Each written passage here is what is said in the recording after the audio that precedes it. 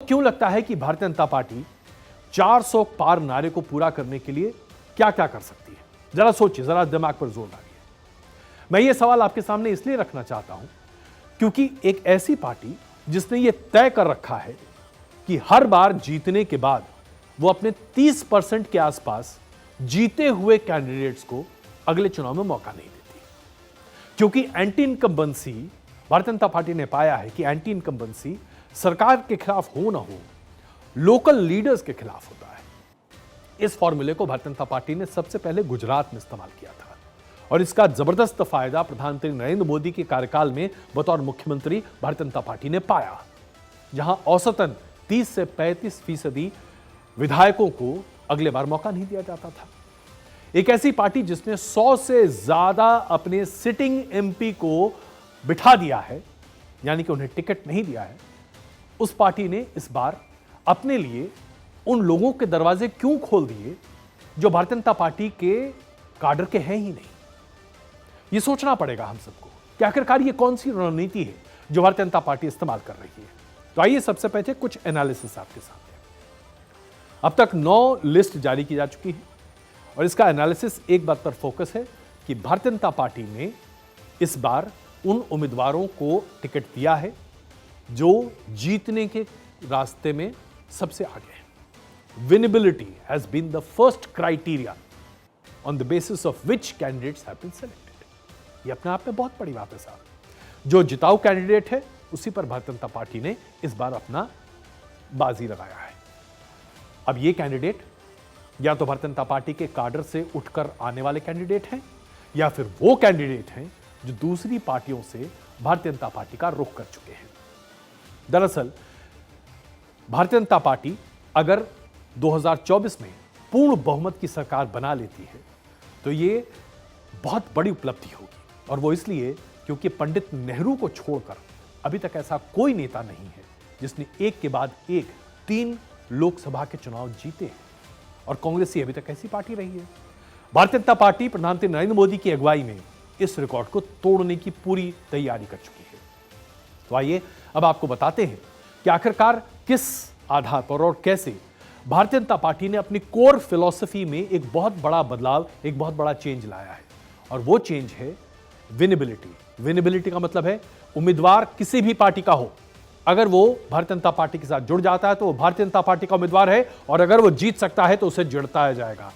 Cadre वहां पर अगर बैठता है तो उसे बैठने दिया जाएगा। यह खास करके लागू किया गया उन राज्यों में जहां पर भारतीय जनता पार्टी की पकड़ उतनी मजबूत नहीं है, जैसे कि पंजाब, तेलंगाना, आंध्र प्रदेश।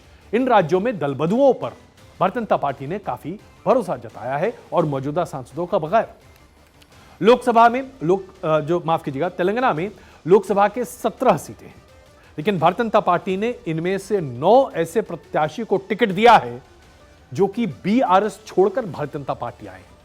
17 में से 9 ऐसे हैं जो भारतीय जनता पार्टी के काडर के नेता नहीं हैं, बीआरएस के नेता थे जो कि टीआरएस के साथ थे और आज बीजेपी में शामिल हैं। जैसे कि आदिलाबाद के बीआरएस के पूर्व सांसद गोदम नरेश को टिकट दिया भारतीय जनता पार्टी में।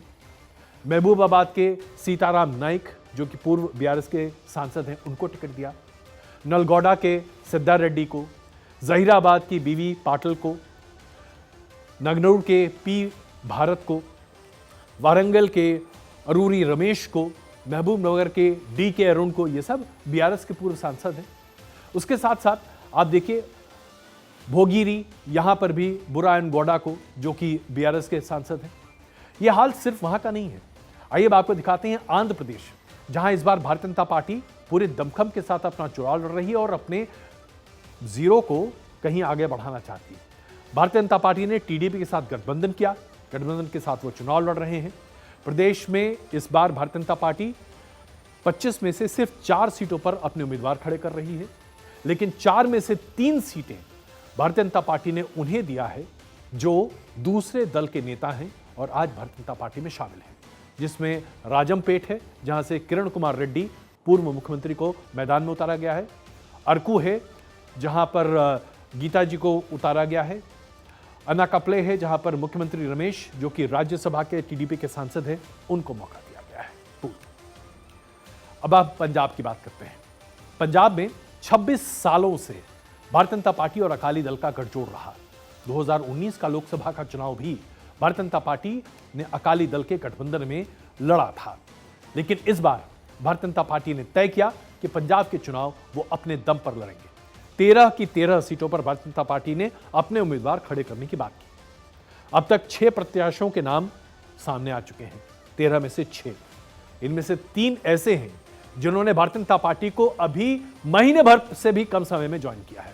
सबसे पहले लुधियाना के रणनीत सिंह बिट्टू, जो कि कांग्रेस के पूर्व सांसद हैं और पूर्व मुख्यमंत्री बेअंत सिंह के पोते हैं।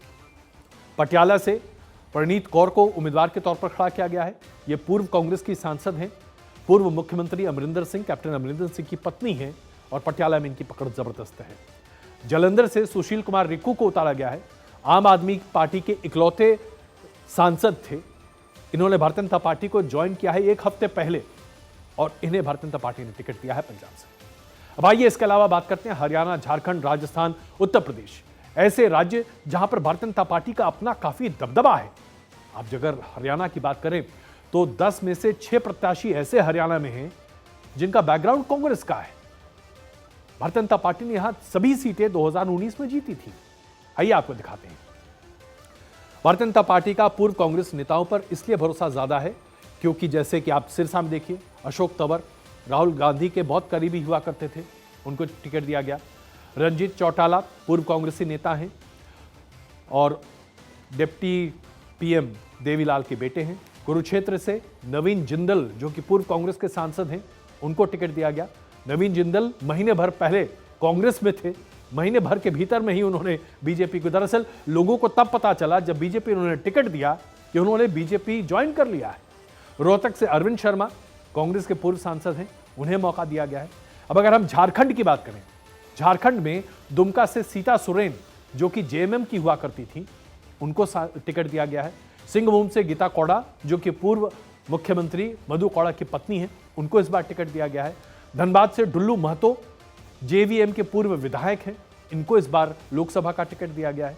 तो आप सोचिए कि तरह तरह से भारतीय जनता पार्टी ने इंश्योर किया है उन राज्यों में भी, जैसे उड़ीसा में भारतीय जनता पार्टी ने पूरी कोशिश की कि बीजेडी के साथ समर्थन हो जाए, गठबंधन बन जाए, लेकिन बीजेडी ने मुनासिब नहीं समझा कि भारतीय जनता पार्टी के साथ गठबंधन करना चाहिए।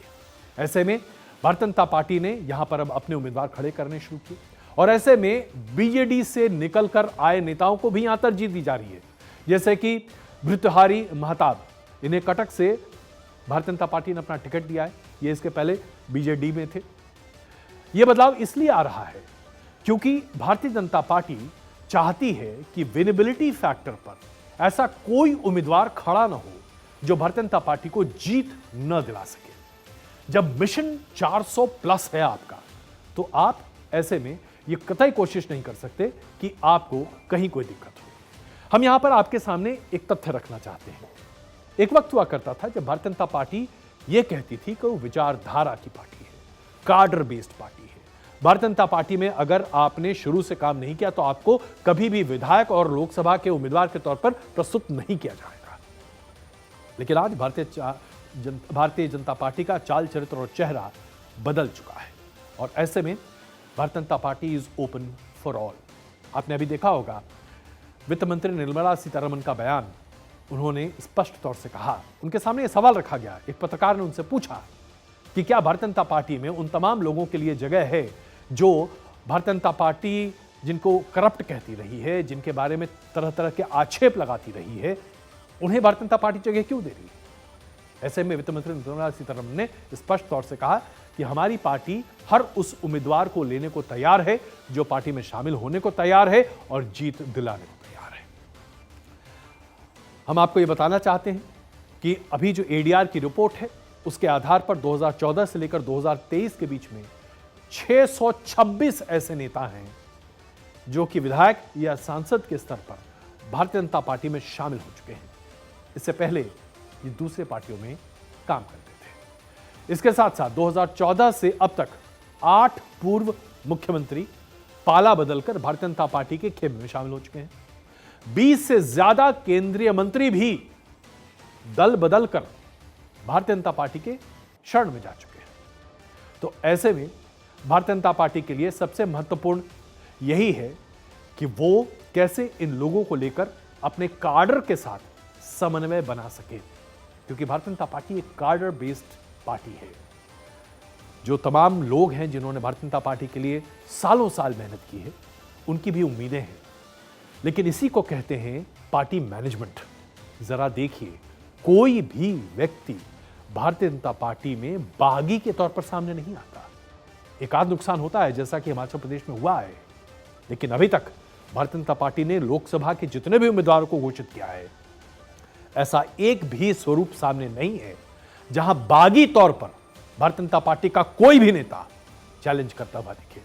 इसे कहते हैं भारतीय जनता पार्टी एक कार्डर बेस्ड पार्टी है।